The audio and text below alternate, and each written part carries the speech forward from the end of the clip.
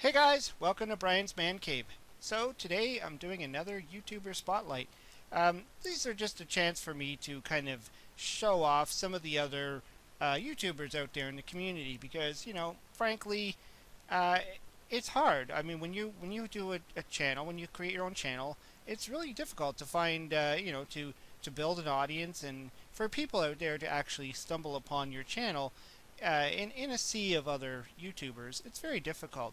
So it's always great, to just kind of show some support and recommend some channels that I might watch. People that usually watch my show probably be interested in the people that I like to watch as well. So this is just my chance to kind of give back to the community.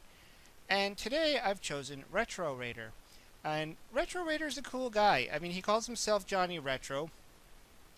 He's actually from Portugal, which is interesting that, they have like this retro gaming community almost all over the world. So, one of the favorite things that I think has come out of for me doing YouTube is not only just being able to talk about video games or toys or all the stuff that I like to talk about, but also to meet other people from all over the world that also share the same interests. Because oftentimes we are, we kind of feel like we're in a box. We grow up in our communities. We only know our communities. We only know the people around us, and you tend to think that based on your surroundings, everybody kind of is into the same stuff. But you don't really get to explore often what's going on outside the world. Outside of your own country, your own wherever, your city. So it's great to be able to meet people who are in other countries, in other parts of the world, who actually share the same passion. And so, yeah, so I started following RetroWader a little while ago. I was watching his videos, and he does a lot of different kinds of content, kind of like what I do. And he has a passion. I would say mostly it's pretty much video game focused, but that's okay. I mean, he does have a retro feel to him. So let's go into his About tab like I like to do. So let's go up here. There's his little graphic there. Yeah, so I kind of follow him on Facebook. I follow him on Twitter. I think I even follow him on Instagram and all the socials, the major social media outlets. Um, so let's just take a look here. So he joined in September 29th, 2013. Now that's when he started his YouTube account, obviously. But he does specify in here that he started in 2017 doing the actual show that he does. So he says, "Greetings, gamer. My name is Johnny Retro, and welcome to the Retro Raiders show. Retro Raider is a YouTube show that I started in 2017, a show dedicated to my passion for video games." I know I've spoken to him a little bit on Twitter and stuff like that, and I remember seeing stuff where he really came from more of a musical background. So it's interesting that he kind of decided to just go into the video game route. Rather than trying to do like a music channel or something like that. So he talks about a variety of topics, all the generation of video game systems, going all the way back to the Atari 2600. And I know he's made a few comments on my channel because I do a lot of Atari stuff. I do in television, all the older stuff as well. And so, he often finds videos that I do that he never heard of these games. So it's cool that he kind of is picking up on some of the older stuff because obviously his generation is probably more within the 8-bit lineup. So he's got the ZX Spectrum, which is not really big here where I am in Canada, but I have heard of the system. And of course the 16-bit generations, the early 3D gaming, and the modern era as well. So, and I know, I believe one of my videos when I was talking about modern gaming versus retro gaming, and he made it clear that he likes both forms of gaming. He's into both. He keeps his he calls himself Retro Raider, but he still stays with the modern theme. Something that I really should pick up my heels and start digging into some more modern stuff. I'm too stuck in the past. And then he goes on to talk about making his top 5 videos, hidden gems, reviews, pickups, all the stuff that he likes to talk about. And he says, take care of yourself, take care of the gaming community, and game a lot. Now that's important there because he's another one of those people that's really passionate about the community. And I find I often watch a lot of YouTubers that are passionate about the community. They really enjoy the retro gaming world. They really enjoy the people, and that's what it is. It's interactions, people. And of course, his location is in Portugal, and he's got over 1,100 subscribers. So exactly 1,119 subscribers, which is really excellent, considering that he actually started this in 2017, being that it's 2019. So he got up there pretty quickly, which is really nice. So let's go and check out his videos here. Take a look here. Now, as he said in his description there, he does a lot of, like, you know, the top 5 lists, and I remember going through some of his videos, and I saw a bunch of those, and those are cool. I mean, the top 5 lists are always great. I think a lot of people like those type of things. I don't think I've really done much myself on the top 5 thing, but I have seen a lot of other YouTubers do it, and they seem to get pretty good reaction from people who actually enjoy watching them. What else did he? Let's see. He's got the reaction videos. Down here, I know I saw them. Yeah. So he did. You know, reaction videos are pretty cool as well. Pretty much just look at a new game that comes out or a new trailer or something, and give his opinion on it. And that's, you know, a great way to actually show off a product before it's even coming out, is to kind of give that reaction. And a lot of people who don't really follow the news regularly often go onto YouTube to find these reaction videos just to see what's coming up, what's coming up on, you know, in the pipes. And it's great that he stays on top of that. The other thing he does a lot of is unboxings, and which is a popular thing amongst YouTubers, is to do unboxings. I think almost every YouTuber ends up doing at least one unboxing in their career on YouTube anyways, and that is to actually, you know, you get a product and you unbox it.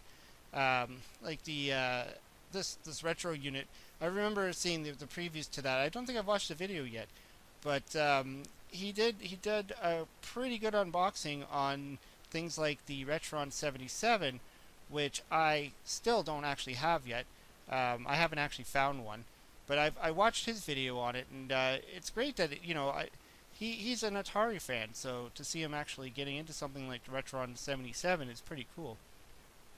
One of my favorite videos that he did was the Mega Cubert homebrew video, and it's a Sega Genesis homebrew. Well, for me it's Sega Genesis, but he's in Portugal and they call it the Mega Drive, which, you know, I believe Europe is the same. They call it the Mega Drive.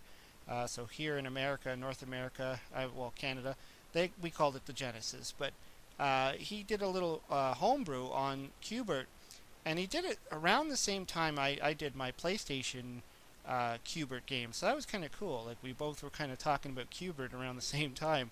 It was kind of neat.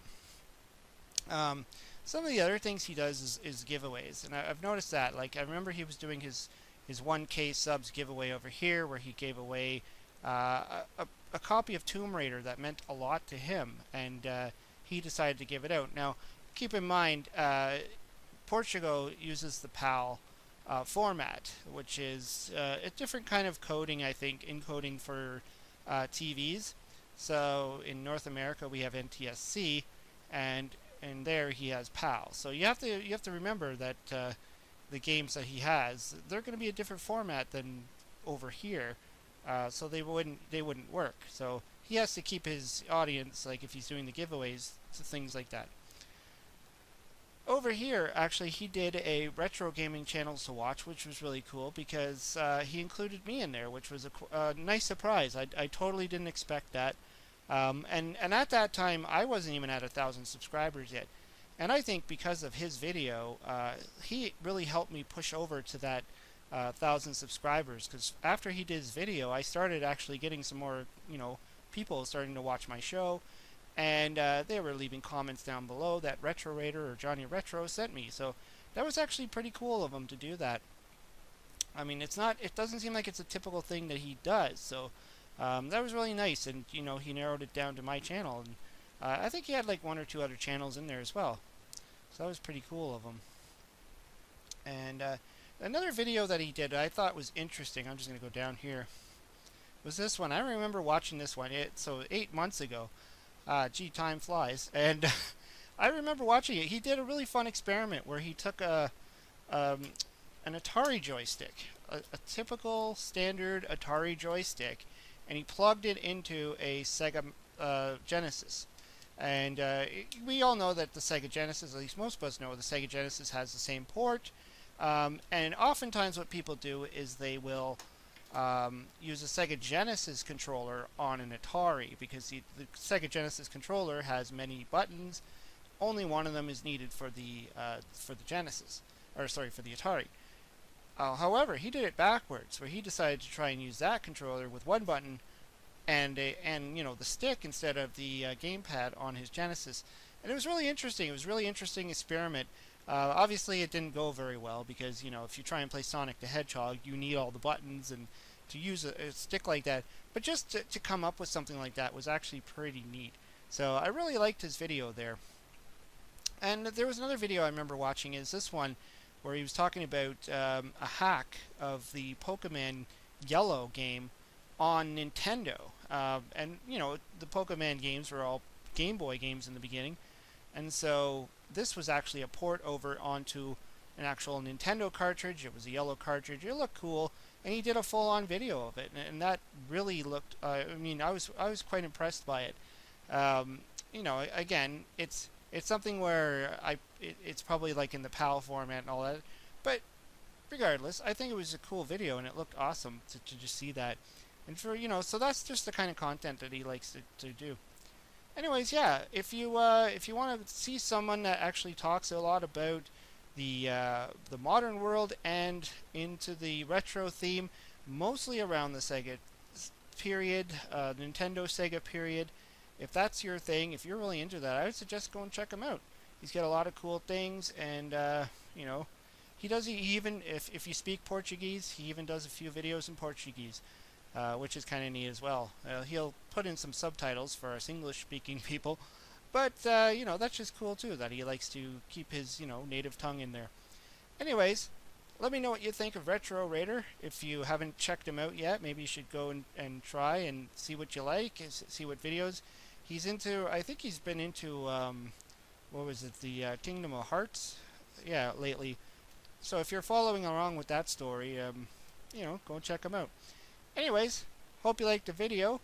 Hope you subscribe to Retro Raider and to me. And let me know what you think of the video. Talk to you later.